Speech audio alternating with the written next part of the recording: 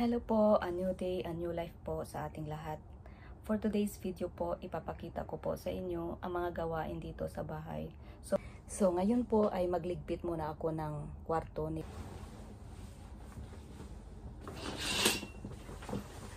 Buksan po natin ang bintana kasi mainit ngayon. At saka i-fix na natin ang higaan nila.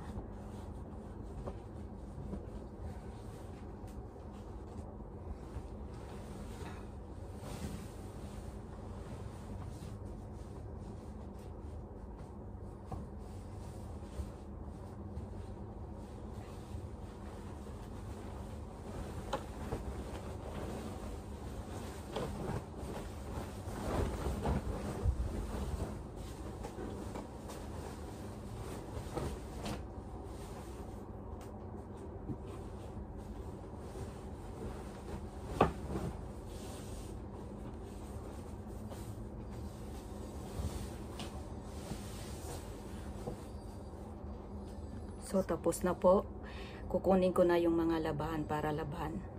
So ito na po yung labahan nila. Dadalhin ko na yan sa kusina para laban. Kunti lang naman yung labahan nila. So maglaba na po tayo guys. So isa lang na po natin yung labahan natin. Unahin ko muna yung mga dikulor.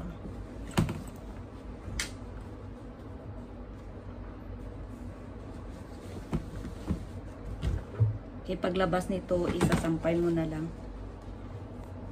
Automatic kasi. Galing na ako sa baba. So, kumakain doon si Lolo. Pagtapos kain, maglaba naman ako.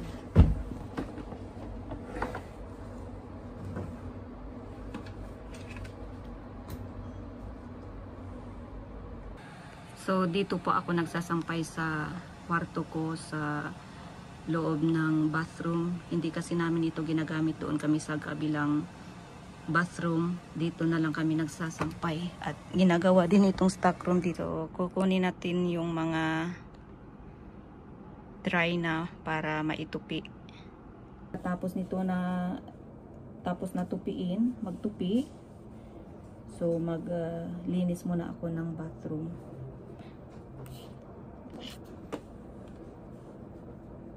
Bago ako umakyat dito, kumain muna ako ng pananghalian. Pinaupo namin kanina si Lolo at saka in-exercise. Tapos, mga 1 hour habang nagluluto ako ng kanyang pagkain. Pinaupo namin. And then, binalik namin sa kanyang bed para pakainin. So, kumain din kami ng aming lunch.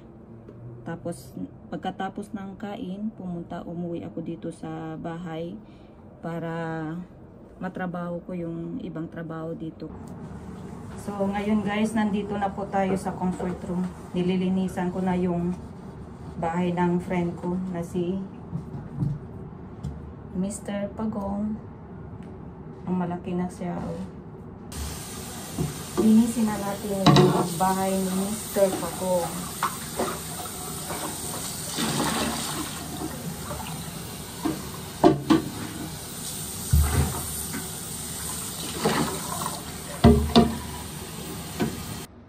Ayan na siya guys, malinis na ang kanyang tubig. Ay malaki na siya oh. Yan po si Mr. Pagong. Nasa na lang po natin.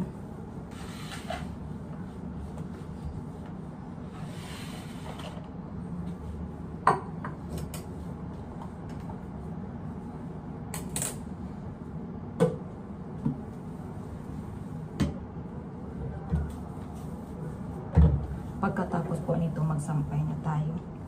Kasi tapos na yung labahan natin. So, ganito talaga ang buhay natin. Kuskus dito, kuskus doon.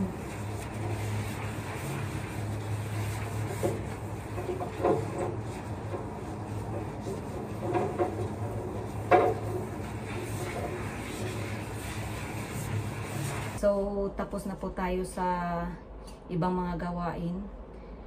Ngayon ay magpa-plancha na po tayo. So hot sa ngayon. So magplancha tayo ng mga uniform ng dalawang anak ng employer ko. Dalawa silang puro babae. Yung isa grade 12 na, yung isa ay grade 7. Sila na lang ang pumupunta sa school nila noon kasi hinahatid sundo pa namin. Kaso nung umuwi na si Lolo sa bahay nila, kami na nag-aalaga, salita na lang po kami. Sila na lang ang pumupunta sa school, hinahatid na lang ng driver. So maingay sa kabila kasi inaayos yung kabilang building. So bilisan lang po natin kasi babalik pa po tayo sa baba para alagaan ulit ang Lolo natin. So yun lang guys.